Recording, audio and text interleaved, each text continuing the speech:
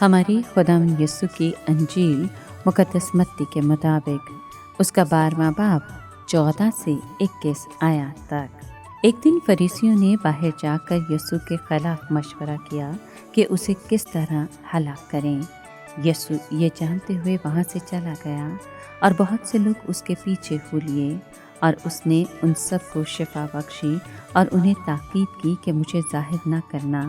تاکہ جو اشعیاء نبی کی معرفت کہا گیا تھا وہ پورا ہو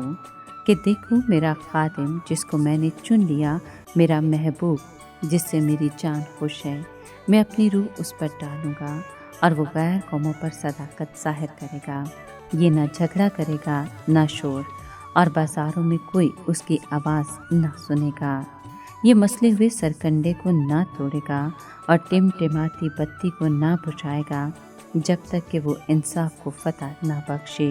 اور اس کے نام پر غیر قومیں بھروسہ رکھیں گی۔ پاک کلام کے پڑھے اور سنے جانے پر خداوند کی برکت ہو،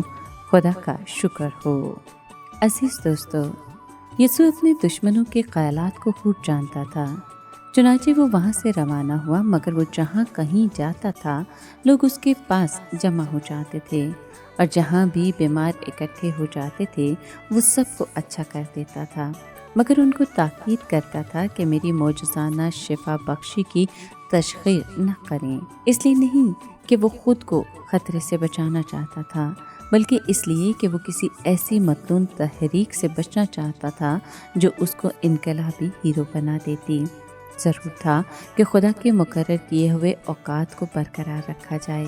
اس کے انقلاب کو آگے رہنا تھا، مگر رومی خون بہا کر نہیں، بلکہ اس کا اپنا خون بہا کر۔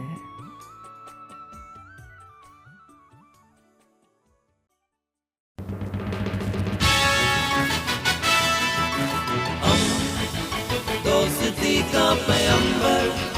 Radio ویریتاس Asia.